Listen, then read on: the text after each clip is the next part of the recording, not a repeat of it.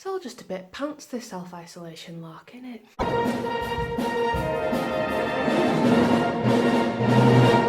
So that's it. We are on lockdown. The UK is on lockdown due to COVID-19, which is not great.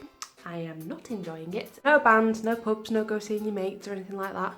Only going for one lot of exercise a day, which is fine because I barely do any anyway. It just all seems a bit doom and gloom, and I know I'm not the only one that's getting a bit angsty with it all and a bit worried. I know it's not a nice thing to happen, being stuck in the house and not being allowed to go where we want to and do what we want to, but unfortunately it's necessary and it is what it is, and we've just got to make the best of it. I did this on my Facebook post the day that it was announced that we went on lockdown. I have always been proud to be a bander and be part of the banding community, but especially now.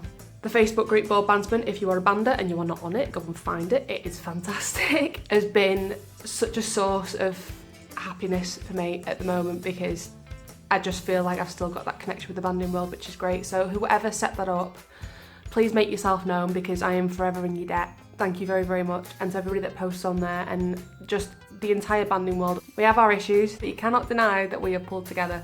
We have pulled together and I'm so proud of it.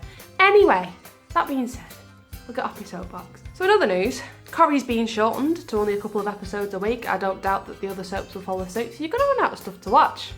So I thought that I would share some stories of me being a complete and utter twit for your enjoyment. Which those of you who have followed the blog for this long will know that there are so many. So the first story happened not that long ago actually. I was depping for Wingates. My wonderful other half had signed up to a dep job with Wingates. Notice he had, not me, I'd not. But those of you who are in a banding couple, do you notice that as soon as the banding world gets wind that you're with another bander, the dep invitations suddenly become 2 for 1? And the thing is, I can't say no because I was going to go and watch anyway, so you can't really say, oh no, I can't make that night, and then sit there in the audience and watch the concert that you've just been asked to dep at. And bearing in mind, the last time I depped for Wingates, I was on bottom 3rd, which for me was a level I feel I am capable of. So I just assumed that that's where I was going to be sitting. And then I was told, oh no, actually you'll probably be on front row. And I was like, right, 4th man down, 1 rehearsal. How hard can it be? So I was bricking it a little bit. Little did I know what was in store for me when I turned up to Wingates band room. I walked in and said to Andy Mack, where am I sitting? And he said, yeah, I think I'll have you on 2nd. And for a split second I thought, oh, 2nd corner. Yeah, that'll do, that's fine, 1 rehearsal. Then realised that he was pointing to the 2nd man down chair. What? Why? So that was just a little bit terrifying. I was like, right, okay, I've got 1 rehearsal to get this right. Grand. Needless to say, when I turned up to do the gig on Saturday night, I was far more nervous than I would have been if I was sat on 3rd cornet. In the first few pieces, you could tell I was nervous. It wasn't the best that I've played in my life. It wasn't completely horrific, but it definitely wasn't the best I've ever played. And then we came to a piece called Shine as the Light. And this is where our onstage mishap takes place. There's a muted section. Well, I made a mental note in both the rehearsal and my personal practice when I took the pad home during the week that I had to keep hold of that straight mute. The thing is, if I'd forgotten to put my mute in, that part wouldn't get played. Andy was sitting that bit off so he could come in on his solo. It's fine. I'm very, very nervous. I am shaking like a leaf during this first half of this concert because part of me was like, oh, this is an amazing experience. I can't believe I'm doing this. This is fab. This is a band geek's dream. The other half of me is going, oh my God, why am I doing this? I am not worthy. And all these things are going around in my head, and we get to this muted section. And you know when you just get that feeling that something's just not right? I was about to lift my instrument up to come in this muted passage when I realised I didn't have the mute in. And in that moment, rather than just play it and maybe turn my instrument in, or rush down and pick up the mute and shove it in, or anything else that would have been more useful, no. I just sat there, frozen, going, oh my God, I've forgotten my mute. Okay. 3rd and 4th man putting their part in. Andy's sitting there, and I think he thought I had forgotten to come in or I didn't know where I was. It's like, tried to cue me in, and I'm still sitting there going, I don't have a mute in. Now at that point, when he cued me in, I should have just played it and played it quietly. But no, in the throes of panic, I was like, oh my God. And by the time I started thinking rationally again, the bit had gone.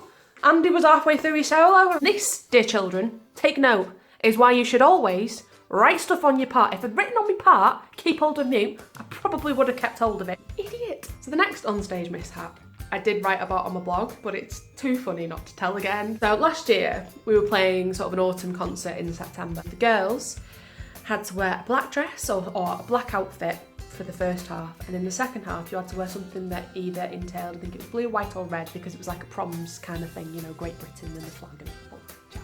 And I had this lovely dress that had roses all over it. 2 weeks before this concert, I'd been on holiday to Mallorca.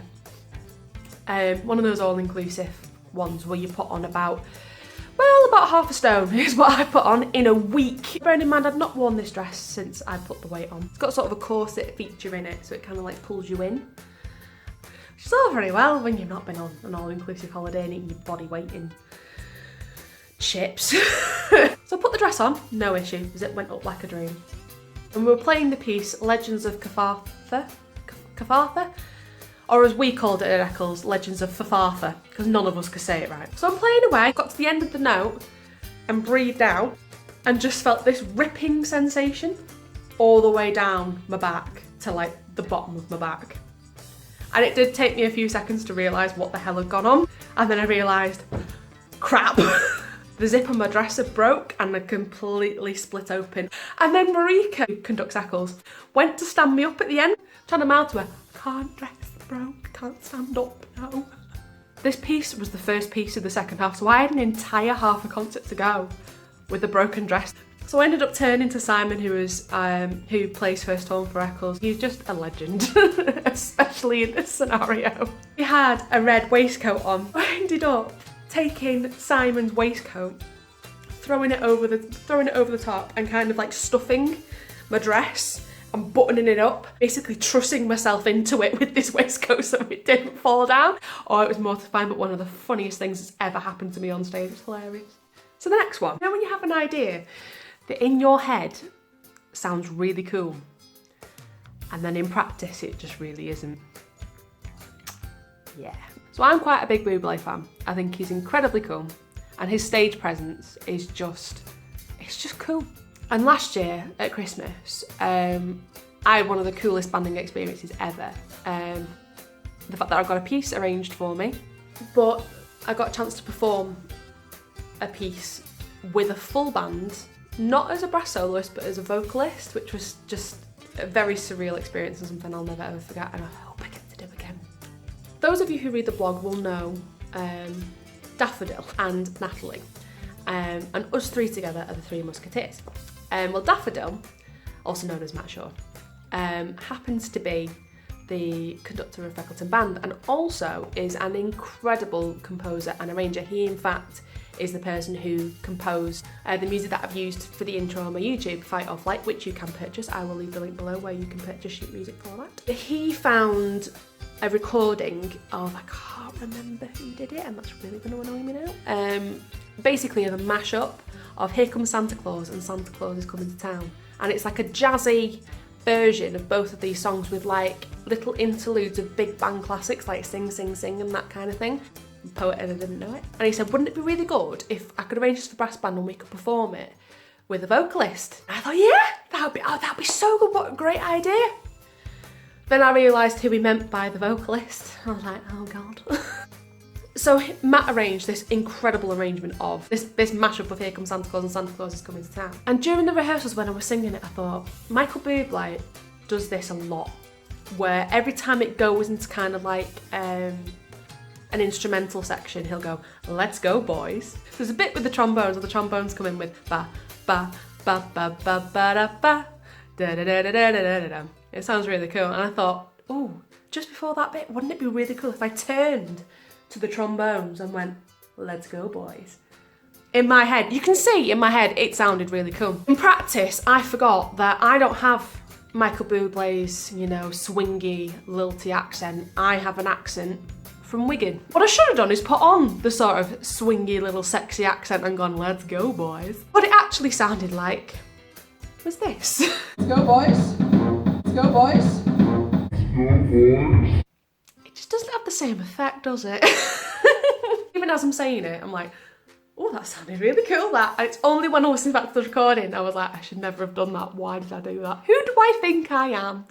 So I thoroughly hope that these stories of me being a complete and utter numpty have entertained you somewhat. Just want to let you know that I am not finding this easy either, but it is necessary and we have to do it. So please, please, please, if you're not doing so already, why? Please stay inside, please. I know that it's hard, and especially that it's sod's law that we're stuck inside when the weather is nice and we can't go and sit in a beer garden. Cheers, thanks for that. We can't do anything now but just sit tight, and hopefully banding spirit and humour will get us through it. If you think this will brighten somebody else's day, please share.